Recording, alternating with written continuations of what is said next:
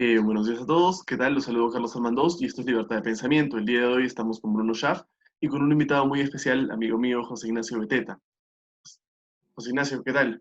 ¿Cómo te va? Hola, ¿cómo están Bruno, Carlos? Un gusto estar con ustedes. El gusto es nuestro. Un José, gusto. hace poco, me parece que fue el día de ayer, escribiste un artículo en Diario Gestión sobre la compra de tablets, una cosa tan anunciada por el presidente al inicio de la cuarentena. ¿Qué Sí, de impresión te ha hecho, dejado el mensaje? bueno, el tema de las tablets yo creo que fue una de habrán habido 4 o 5 promesas en la época de la pandemia que fueron notorias, ¿no? Uno evidentemente tenía que ver con Reactiva, con la parte de los créditos. El otro tenía que ver, la otra promesa, digamos, fuerte, tenía que ver con las camas, ¿no? O sea, Vizcarra prometió 5.000 camas, también en abril, ¿no? Eh, Ahora son solo luego 3.000. Ahora son solo 3.000. Luego prometió mascarillas, ¿no? Una compra inmensa de mascarillas para todo el mundo, mascarillas. Ahí van 3 promesas. Luego las tablets, ¿no? Prometió las tablets. Entonces, y eso ya sin contar, obviamente, lo de los bonos y las canastas. Creo que naturalmente en una época de crisis los políticos siempre, lamentablemente, tienen que hacerlo, digamos, se ponen pues a prometer cosas, seguramente porque tienen que hacerlo, porque la gente necesita esas cosas que prometen, ¿no? Por lo menos en tiempos de crisis, ¿no? Lo que da pena, y yo creo que ayer yo escribí con bastante cólera, digamos, un poco de amargura, ¿no? De bilis, el artículo, lo que da pena es que tú podrías haber, o sea, a ver, ya era inaceptable, digamos, que no lleguen los créditos a tiempo a la gente, que sea todo muy lento, ya sea lento, ya era inaceptable que las compras de muchos equipos y temas en salud hayan sido poco transparentes y además que tampoco se hacían. Ya era inaceptable que te demoraras tanto en conseguir camas porque países como Colombia, que evidentemente empezaban con más camas que nosotros, en menos de 2 meses ya habían comprado 2.700, 3.000 unidades, o sea, camas de cuidados intensivos, digamos, no UCIs. Y aquí no hemos podido ni siquiera pasar de 1.300 a 3.000. Entonces todo era ya inaceptable. Pero lo que no podía ocurrir era que en algo que también era cuestionado como solución, este asunto de las tablets, 4 meses después también se caiga. O sea, es como que Y no, sobre la todo 4 meses cuando gente... se después del discurso alertó, de la nación. y sobre todo cuando se alertó desde el comienzo que esta compra iba mal, ¿no? Hasta la Contraloría dijo que había problemas con los postores. Es que ya tener un postor que se llama Top Sale, que en verdad tiene más nombre de tienda de ropa, digamos, que de tablets, ya en verdad te habla de dónde estás, ¿no? Y como mencionaba yo ayer también en una entrevista en Buenos Días, Perú, en estas situaciones, si tú vas a prometer algo tan importante, lo que tú haces es, te buscas el mecanismo más transparente, más abierto, ¿no? Es más diferente, aunque suena mal lingüísticamente, digamos, pero te buscas el mecanismo distinto. El mecanismo distinto hubiera sido que tú, si ya prometiste las tablets, que de por sí era cuestionable como solución, el tema de las tablets, bueno, pues te juntas con una embajada, te juntas con Intel, con Lenovo, pero internacional. A ver, tú eres el presidente del Perú, ¿entiendes? ¿No? Eres un presidente de un país de 33 millones de personas. Me vas a decir Exacto. que no puedes activar un mecanismo de coordinación directo, digamos, con una transnacional que puede encargarse del asunto. Telefónica y Claro pidieron estar en la licitación y el ministro directamente no los quiso esperar. Comex le mandó cartas al Ministerio de Educación diciéndole te ayudamos a comprar, te ayudamos a coordinar porque somos Comex, el gremio de comercio exterior. Tampoco quisieron.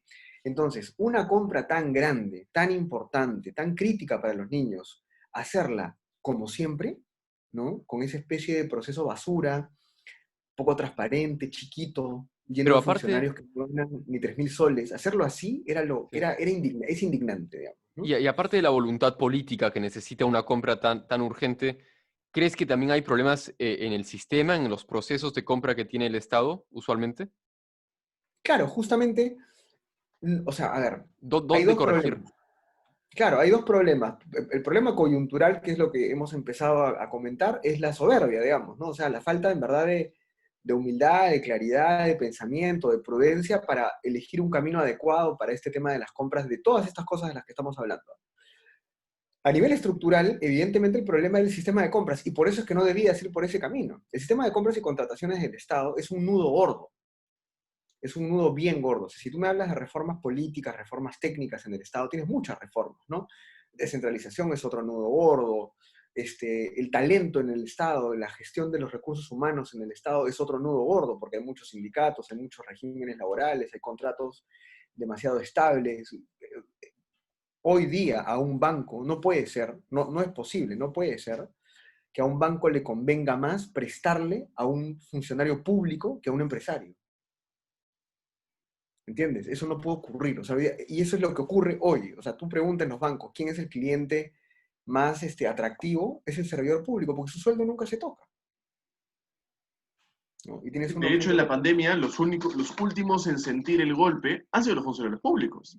si es que lo sintieron, ¿no? Entonces, Si es que lo pero sintieron, claro, mandaron una el nudo reducción, gordo, pero a que haya llegado puede haber una diferencia. pero entonces sí, o sea, entonces uno de los nudos gordos, así como hay estos nudos gordos que te menciono, es el sistema de compras y contrataciones, porque nadie quiere tocarlo.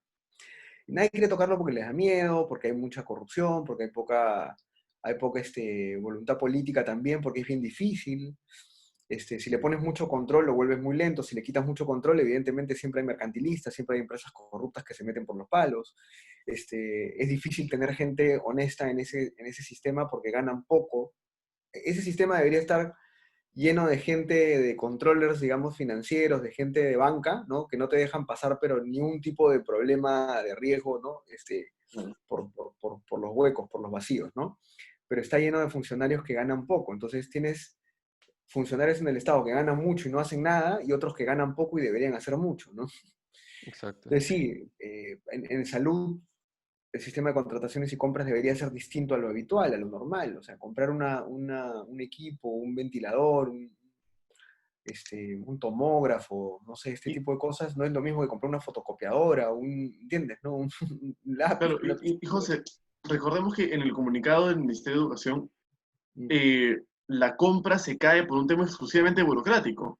Se cae por no presentar la carta fianza y se cae por no haber acreditado una relación con el supuesto proveedor. Pero Sí. eso es algo que se alertó y que 4 meses después recién se cae, cuando debió haberse caído en un primer momento y decir, ¿sabes qué? Y Tú no cuando presentas, no cuando la presentas, Contraloría ya alertaba desde el comienzo. O sea, claro, no el esperas riesgo cuatro estaba ahí. meses. Y si no escuchan a la Sí. Contraloría, ¿a quién escuchan, no? Sí, aquí la Entonces, solución, pasando un poco a lo que se tendría que hacer, pues estoy de acuerdo con ustedes, acá hay varios problemas y está todo mezclado y es penoso porque ya se había alertado. Acá yo tengo tres dudas, ¿no? La primera es si vale la pena comprar las tablets ya en este momento. Eh, Mira, lo van a hacer probablemente a las patadas, peor todavía, más inmoral, mucho más inmoral, sabiendo que van a llegar para fin de año, ¿no? O sea, si es que llegan. lo cual ya es peor, ¿no? Ese es un primer problema ahí que yo tengo es si vale la pena comprar las tablets. Lo segundo es que no lo van a poder hacer igual, o sea, no, sería increíble, sería la verdad increíble que vuelvan a optar por un proceso de licitación tradicional, ordinario, así como el que estaban manejando ahora. Eso es lo segundo, sería increíble, ¿no?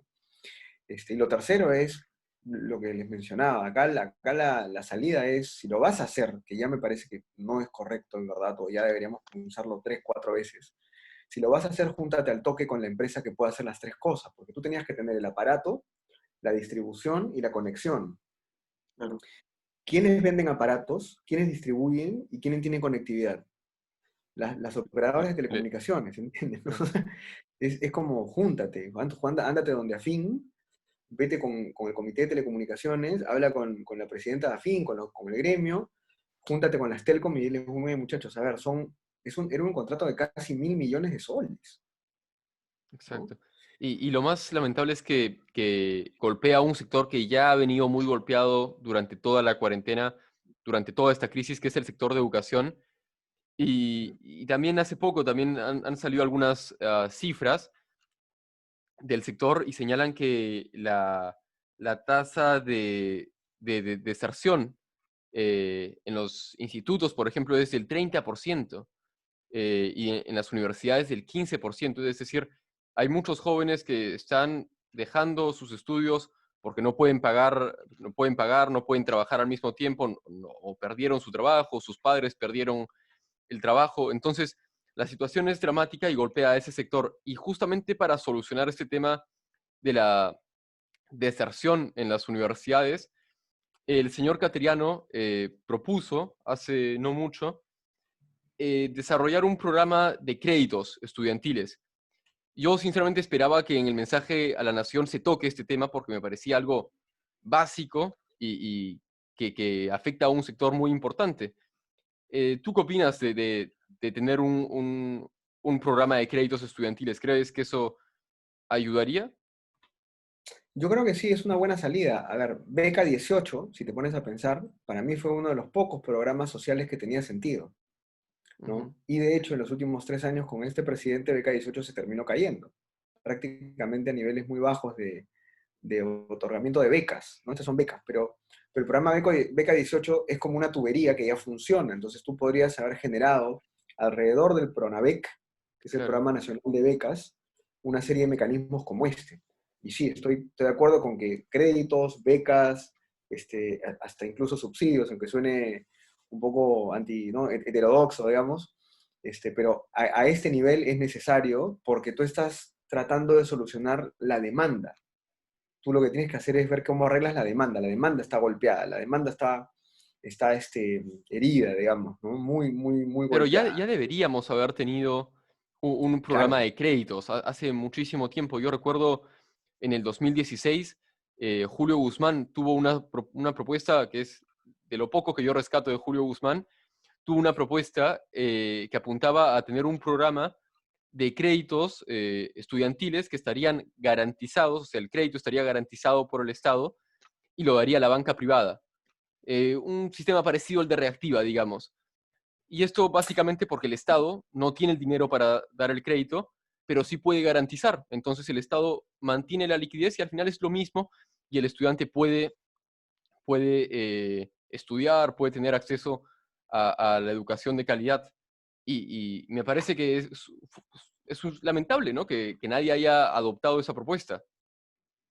Bueno, mira, te diría que escribas sobre eso, que lo muevas, que impulses ese tema, porque creo que es potencial. O sea, creo que Sí. tiene potencia, tiene llegada, es atractivo, digamos. Es una buena idea que deberíamos reflotar. Lo que no debe ocurrir justamente, hay dos cosas, ¿no? De lo que tú dices, dos comentarios. El primero es, este tema de las garantías del Estado es interesante.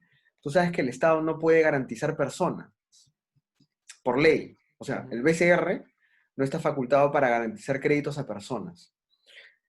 Es una ley muy gringa, ya muy europea, digamos, porque lo que dice más o menos la teoría, pues no es, mira, yo puedo ponerle garantías a una empresa que tiene capital, que tiene ingresos, que tiene ganancias, ¿no? Que tiene activos, y por lo tanto puedo hacer créditos con una garantía detrás. Pero a una persona no, a una persona lo que le corresponde es un crédito de consumo, un préstamo personal, ¿no? Eso en cristiano, es algo, o sea, en amable, es inadecuado para el Perú, por no decir totalmente desconectado de la realidad, porque nosotros tenemos Claro. por lo menos 7 8 millones de peruanos que son autoempleados, por lo menos 7 8 millones que son RUC 10, o sea, personas naturales con negocio o trabajadores independientes que emiten recibos con RUC 10. Esa es nuestra masa productiva. Tú podrás quejarte de ellos, podrás decir, no, es que son informales, es que son demasiado microempresarios, que son muy chiquititos, lo que sea, pues es la realidad. Entonces, esto que tú dices se choca con eso. O sea, un Claro. crédito garantizado para personas, sean estudiantes o becarios de posgrado o bla, bla. Hoy día la ley orgánica del BCR no lo va a permitir. Habría que hacer un cambio en esa cuestión. Pero yo lo apoyaría y Claro, y además que hay ya que lo hemos hacerlo. Y que hay en conversado. otros, este programa ya hay en otros países, o sea, en Estados Unidos, Claro. en Europa, en Alemania, hay ese tipo de programas y realmente le facilitan la vida a los estudiantes, ¿no? Que claro, Es la un cambio crítica a esto es curiosamente tan que bueno. luego, perdón, Carlos, la crítica a Dale, esto dale. es que dicen que los estudiantes terminan endeudados, pero Claro. mil veces tener una población educada y con algunas deudas que son pagables porque ya son profesionales, que tener una población poco educada que no tiene valor en el mercado y que no tiene deudas, ¿no? Pero y es curioso Totalmente de pensar acuerdo. en un Congreso tan enfático en reformar absolutamente todo, como ha sido el que tenemos, que desde marzo se ha planteado desde retomar la Constitución del 79 hasta eliminar todo a su paso, AFP, sector privado, y nunca se lo ha planteado. De hecho, no hay ningún proyecto en el Congreso que busque hacer eso, hacer Claro. algo bueno. La Pero, izquierda, Ya, la izquierda se oponía a esto porque evidentemente fomenta la educación privada, ¿no? claro, claro, pero bueno, es interesante, ¿no? El ángulo es interesante. Ahora, yo estoy seguro de que, como te digo, es una muy buena idea y habría congresistas interesados en algo así. Incluso la misma ministra Tony Alba podría estar interesada en algo de esta naturaleza, digamos.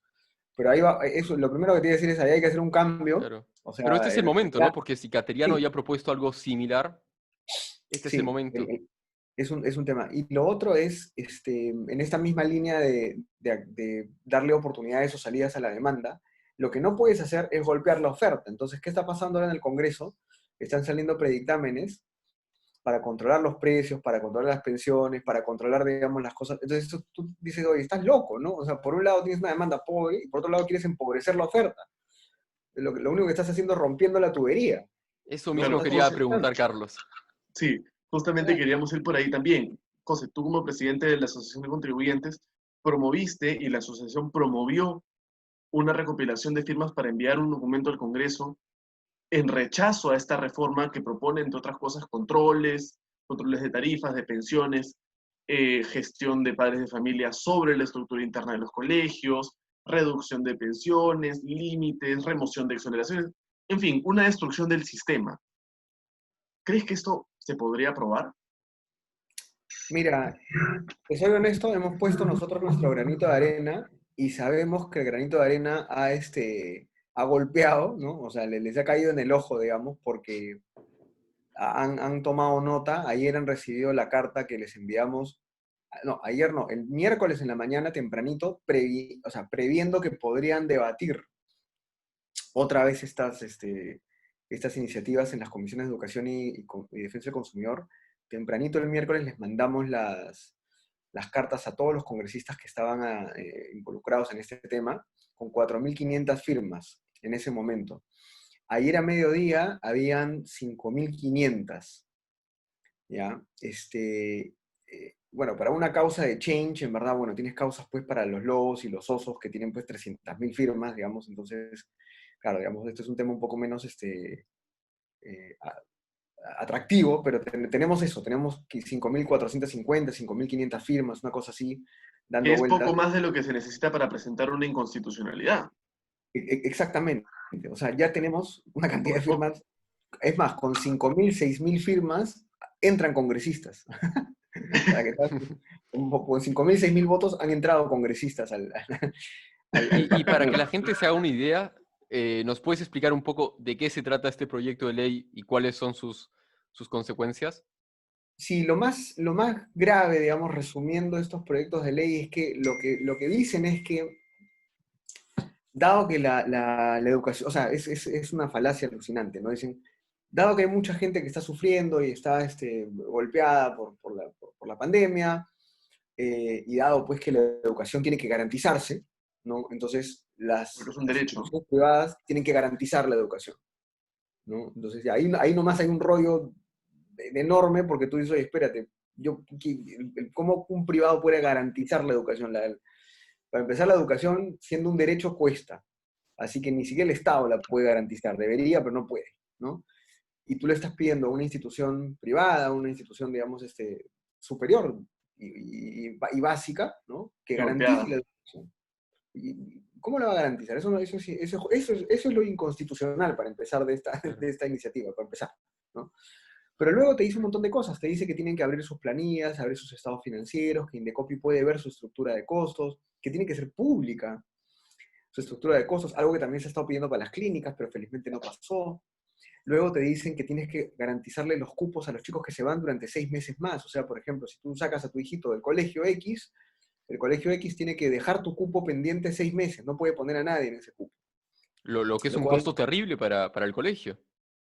exacto. Claro. Luego, a la APAFA, que ya de por sí, como APAFA ya tenía algunas prerrogativas que que eran interesantes como empoderamiento de los padres, ahora prácticamente la vuelve un sindicato. O sea, la PAFA es la que vota a partir de este proyecto de ley, de estos dictámenes, si es que son aprobados, la PAFA podría ser capaz de aprobar o no aprobar la currícula del colegio, la metodología, y algunos otros temas administrativos operativos que es absolutamente irracional. Claro.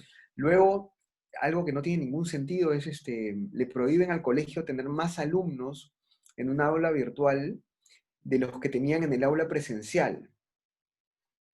Y esto parece chiquito, parece sencillo, pero fíjate el trucazo, ¿ya? Porque si tú limitas ese tema, estás generando dos cosas. Primero, es que el colegio no puede generar eficiencias, porque si antes para poder sostenerse ya tenía probablemente que recortarle los sueldos a los profesores o usar menos profesores, ¿no? Si tú le dices, no, tu aula virtual tiene que ser igualita al aula presencial, ¿no? Entonces no lo dejas generar eficiencias. Y lo otro es que la educación virtual ahora es una oportunidad para los colegios, porque los colegios están generando eficiencias para no despedir a sus profesores, ¿no? O sea, para mantener la mayor cantidad de sus administrativos y profesores en la planilla. Y si tú permites que los chicos, por ejemplo, que entren chicos nuevos de otros colegios y empiecen a engancharse en la educación virtual que ya tienen activada, ¿no? Les estás generando oportunidades de tener nuevos usuarios. Entonces, hasta esos detalles que parecen un poco más intrascendentes terminan golpeando. Entonces, todas estas cosas son las que proponen estos predictámenes. Y la verdad es que yo he intentado revisarlos con calma y ver qué cosa era valiosa, y te juro que no había nada. Porque tú a ¿Y veces qué cuando... partido apoya este tipo de Es, hay, locuras? va- hay- hay varios partidos, eso es lo peor, ¿no? Es una aglomeración, una acumulación de varios proyectos de ley que está siendo debatida en la comisión. Entonces están los partidos de izquierda, evidentemente, pero también está el FREPAP, también están Acción Popular, ¿no? Y al Sí. final lo que va a terminar pasando es que la oferta se va a disminuir después de haberle generado tantos costos y los alumnos van a quedar en el aire, ¿no? Después de la pandemia. Ya están quebrando. O sea, lo que Sí, nosotros sabemos del gremio educativo es que hay aproximadamente 5.000 profesores que se han quedado sin trabajo, deben ser más ya, porque ese dato era hace 15 días. Este, Habían 110.000 niños, que también deben ser más, porque es un dato de hace un par de semanas, que ya habían pedido su migración al sistema público, y gente de la UGEL, o sea, directores de UGEL, nos han dicho a mí personalmente que no los van a aceptar, a muchísimos, porque no se puede, o sea, porque tú no claro. puedes poner un niño en un colegio estatal como si el colegio estatal fuera pues también una especie no de licuadora donde todos entran ahí y los licúas. Entonces, además de que también hay, me dijeron 1.000 o 1.200 colegios que habían ya quebrado. Y estamos hablando de colegios chicos, colegios medianos, no, o sea, estos golpes a los colegios son los típicos golpes populistas, digamos, o sea, el Markham, el Newton no van a cerrar, ¿entiendes? ¿No? O sea, estos congresistas que andan diciendo tonterías de sí, que los ricos, que los colegios privados lucran. Hay un fujimorista que fue presidente del Tribunal Constitucional que en verdad no sé qué le ha pasado, no sé cómo fue presidente del Tribunal Constitucional, o no sé qué le ha pasado luego, pero que anda saliendo en redes diciendo pues que sí, que los que defienden a los colegios privados, y ¿sabes qué? La estadística te dice que el 60% de colegios privados cobra pensiones de 300 soles. O sea, estás pegándole a colegios privados que son pequeños, que son colegios privados chiquitos, medianos, que pueden tener muchas carencias también. Ojo, yo no defiendo la educación privada informal ni la educación privada de mala calidad, ya era la educación privada un problema también. Pero no estás pegándole a los ricos, ¿entiendes? No estás golpeando a los colegios ricos, estás golpeando a los colegios clase media, sectores C, D, E. ¿Para qué? Para cerrarlos y quedar con una educación más estatista que ni siquiera puede sostener. Entonces, la Exacto. educación estatal no va a poder aguantar, no va a poder absorber. ¿Qué va a ocurrir? El próximo año van a aparecer colegios garaje, colegios combi, y van a absorber de nuevo esa demanda. Nunca el Estado, casi nunca el Estado, cuando imprime este tipo de soluciones, termina solucionando algo. Al contrario, vuelve a generar el problema anterior o lo empeora, ¿no? Y eso es lo que pasa con nuestra burocracia, y que lo vemos cíclicamente como una tragedia griega, digamos, año tras año, hacen las cosas y destruyen algo, hacen algo y lo vuelven a destruir, plantean algo y lo vuelven a empeorar, o sea, y lo seguimos aguantando, eso es lo peor. Pero bueno. Y es la Exacto. falacia de siempre, ¿no? Es la falacia de siempre, vamos a atacar al rico, no es posible que lucren tanto, no es posible que jueguen con la salud, con la educación, con la higiene, lo que fuere, y terminan golpeando al más vulnerable, y terminan destruyéndolo. O La sea, OCDE, sí, paréntesis, la OCDE acaba de sacar un funcionario, la OCDE del día de ayer, me parece antes de ayer, me llegó la noticia, ha salido a decir que van a detener las iniciativas de impuestos a los más ricos, estos impuestos a la riqueza, porque digamos, han demostrado, han calculado que no se recauda nada. O sea, que el impacto es peor y que la recaudación es muy poca. Entonces es como que no, ya están desalentando que se generen ese tipo de iniciativas. Entonces nunca pegarle al rico es pragmático, es práctico, es eficiente, ¿no? Así los odies, ¿no? Ya ódialo si quieres, pero las soluciones que tengan que ver con pegarle a los ricos no sirven para nada y no solucionan las cosas, ¿no? Es así. lo que también llevaría a pensar por qué tenemos un sistema tributario como el que tenemos, donde quien más gana, más sancionado es. Pero, José, tomando algo que dijiste hace un momento, entonces a falta de apoyar la demanda, destruyen la demanda, pero también destruyen la oferta. ¿Cuál es el sentido de eso? Sí, No sí, quiero que me ayuda. estudies, tampoco te voy a dar un colegio, ve tu flota o sea un autodidacta y nos vemos en el futuro. Ese es más o Eso, menos el mensaje Sí, que nos están y dando. lo que más afectan es, probablemente a corto plazo no veamos el mayor impacto, pero a largo plazo nos quedamos con un capital humano muy pobre, un país poco competitivo a nivel internacional y retrocedemos años. Se nos está acabando el tiempo, tenemos 10 minutos, así que quisiéramos comentar brevemente el discurso a la nación. ¿Tú crees que debió apuntar más hacia estos temas y no debió haberse quedado en lo superficial, ¿no? Porque hemos visto, hemos escuchado un discurso en el que, lo decía el otro día acá, promete bonos, promete un segundo bono, pero no ha terminado de repartir el primero, promete una línea 3 y 4 al metro, pero la 2 no está terminada, y promete cosas que no cumple. El año pasado prometió, por ejemplo, una nueva ley general de minería, que nunca llegó. Entonces, vemos promesas, promesas, pero y promesas que ni siquiera atacan los problemas de fondo del país. ¿Qué impresión te llevaste de ese discurso? Sí, yo te diría tres impresiones y de ahí si quieren nos conversamos. La primera es, antes de hablar de promesas, Bruno, él, casi al comienzo de su discurso empieza diciendo, supuestamente, ¿no? Enumera lo que habían sido las prioridades de su gobierno hasta la fecha, ¿no? Pero no rinde cuentas de eso, ¿no? O sea, dice, yo en mi gobierno, desde el primer día, integridad, lucha contra la corrupción, Un no sé qué discurso de más, intenciones. ¿no? Crecimiento económico, desarrollo social, estos fueron los ejes de mi trabajo. Y tú esperabas que después dijera, te lo demuestro. ¿No? Pasó literalmente 30 segundos y se puso a hablar de el COVID y la crisis. Es Entonces ya terrible, de es saque, terrible. ¿no? O sea, ya de saque, digamos, caramba, ¿todo has hecho eso? A ver, demuéstramelo. No te lo voy a mostrar, discúlpame, vamos a hablar ya de COVID y la pandemia. De lo urgente, de lo urgente. Ah, y Eso es lo de primero, los ¿verdad? privados, esos que especulan, que han arruinado al país también. Y ya empieza a O sea, encontrar enemigos, ¿no? nunca dijo qué hizo. Enumeró Sí. sus 5 ejes de acción, obviamente ejes de acción pues angelicales, ¿no? O sea, dignos pues del Papa Francisco, ¿no? Pero nunca dijo qué hizo, ¿no? Luego, lo otro es el tema que ustedes mencionan, ¿no? Acá con el tema de la línea 3, de la línea 4 y la carretera central y estas cosas, ya, mira, los peruanos somos en verdad, somos ingenuos, somos bien tontos a veces, ¿no? Ahora se ha puesto de moda la idea esta de gobierno, el PMO, ¿no? El PMO, los Sí. convenios de gobierno Y a la gente lo gobierno. festeja. Yo no sé cómo pueden creer que vamos a reactivar la economía diciéndole a Inglaterra que nos construye un par de colegios en el norte. O sea, No, tenía que pero apuntar al además, privado, Bruno, no a construir sí, pero, puentes en el norte, ¿no? sí, pero además, Bruno, ni siquiera ha ocurrido. O sea, No, ya estamos, es tampoco. como con las APPs. Hablábamos de APPs como si fueran literalmente, o sea, la cerveza que no te emborracha, y luego la tiramos abajo, empezamos y la tiramos abajo.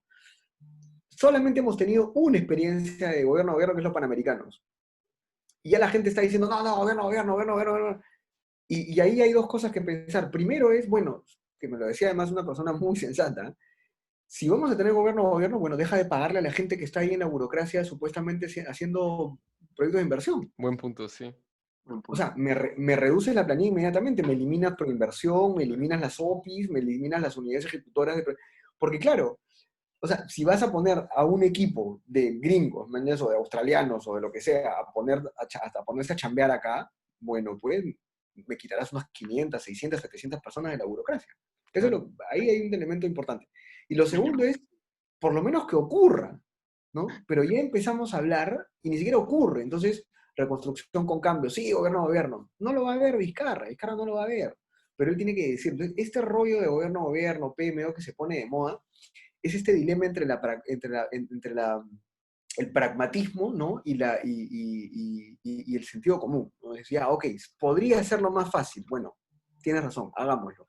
Pero si lo vas a hacer porque es lo más fácil, dime qué cosa vas a hacer con toda esa grasa que está ahí, ¿no? Y cuánto estás sacrificando también, porque ojo que estos PMOs que los he seguido un poco de cerca, las empresas peruanas se quejan, porque al ser mucho más concentrado y al ser mucho más centralizada la gestión, hay muchas empresas que pudiendo competir no compiten y terminan quedándose las más grandes de la fila. Claro. Claro, porque bien, el británico no va a contratar a las empresas medianas constructoras, va a buscar a las grandotas y va a negociar a las más grandes y le va a decir, oye, mira, dame este precio, ta, ta, ta, ta, ta, ta, ta, ta, ta, ta, ta, ta, ta, listo, cerrado. Y mal que bien, con todos los problemas que tenemos, muchas empresas de construcción, de servicios, proveedoras del Estado, que son un poco más chicas y medianas, también deberían tener oportunidad de competir. Entonces, no es tampoco el plan perfecto, ¿no? Entonces, ahí hay un tema. Y el tercero es el tema de la salud, ¿no? O sea, las promesas de Vizcarra, esta de vamos a tener históricamente el presupuesto de salud más alto de toda la historia. Sí, pero, ¿sabes qué? Eso ha sido cada año, Bruno. O Sí. sea, cada año No, y desde el el otro 2000. día, ayer hablaba con Carlos, y si uno saca la cuenta de cuánto crece realmente el presupuesto, este presupuesto histórico de salud, al final el aumento es de 1%, porque Lo pasa cual es de, me ridículo. parece que 18.5 A a 20. 20. Entonces, es un aumento ridículo y él lo propone como un aumento histórico. Uno pensaría que iba a ser una inversión como un reactiva a la salud, pero no, nada que ver. No, Y, y Eso es cada año ha socialismo podido decir lo puro. mismo. O sea, cada año ha Lo podido sé, decir lo ¿no? mismo. El exacto, le 2017 aumentas pudo decir lo mismo. 1% y dices, es histórico. Claro. Sí, Exacto, es meterle más plata a un sistema que está mal logrado, ¿no? Esa es la verdad. exacto. ¿Y Pues tú se crees genera un que el vale discurso agujereado. fue muy consultado con el gabinete? Porque, por ejemplo, en el caso de esta unificación de salud y el CIS, la ministra de Salud, la principal asesora del presidente en temas de salud, al día siguiente dijo que eso era un sueño. Y por otro lado, la semana pasada, toda la semana pasada, el premier Cateriano se la pasó prácticamente diciendo que el eje del discurso iba a ser la economía, la reactivación económica y la pandemia. Y de eso no hemos escuchado en el discurso. Entonces, ¿tú crees que el discurso fue escrito por Vizcarra en su habitación o realmente lo consultó con sus ministros? Mira, hay un paso previo, ¿ya? El paso atrás que hay que dar es, tú recuerda que este no es un gabinete ideológicamente afín a Vizcarra y a sus amigos. Eso para empezar. O sea, esta ha sido una negociación. Este gabinete es un gabinete de salida para no tener más enemigos, para no fregarla más en algunas cosas serias, técnicas, para que la empresa, para que la derecha, vamos a llamarlo así, te perdone algunos pecados. Exacto. Esa es mi impresión totalmente política. Es un gabinete de, no, ya, ¿sabes qué? No me quiero pelear con nadie, me quiero ir, te pongo lo que tú quieres, o lo que necesita el país por primera vez en 3, 4 años.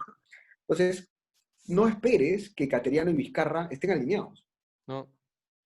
Cateriano tiene una agenda política propia, el tipo tiene un peso como para tener su propia agenda política. Por eso es que en uno de los mensajes de un mediodía, recuerdo, si ustedes se acuerdan, el tipo lo cortó, le dijo, espérate, presidente, un segundo, ¿no? Ya van como 2 veces que lo hace. Además.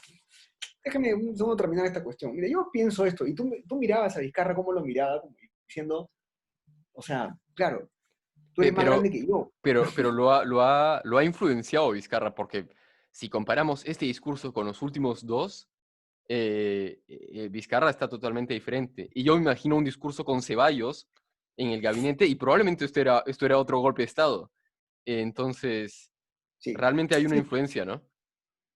claro, esa falta de alineamiento es justamente síntoma de esta negociación, ¿no es cierto?, en la cual ya cada uno tiene Claro, su propia agenda. La agenda de Vizcarra es una agenda de salida, donde no se va a meter en problemas, y la agenda de Cateriano es, vamos a mantener este país lo mejor que se pueda. sí, A mí el temor que Intereses me da, totalmente contrapuestos. sí, a mí el temor rapidito que me da simplemente es a dónde se va a meter, a dónde va a meter las manos Vizcarra en estos 7, 8 meses, ¿no? Va a meterle en candidatos, va a meterle en plata para formalizar tierras, que eso significa empezar a regalar títulos. ¿Cómo va a Votos. influir, digamos, ¿no? ¿Cómo va a hacer eso, no? sí, sí. Y que es un populismo muy dañino, eso de andar regalando títulos y que complica a las ciudades a futuro. Pero bueno, José Ignacio, se nos está acabando el tiempo, así que te agradecemos muchísimo por haber aceptado la invitación hoy Ha sido un y gusto bueno, tenerte con esperamos también nosotros. tenerte en otra oportunidad, que ha sido un gusto. Efectivamente. Muchísimas gracias, ha sido un gusto para mí, muy buena la conversación y sigan adelante con este proyecto que está buenísimo, de verdad. Muchas Muchas gracias, gracias. José. De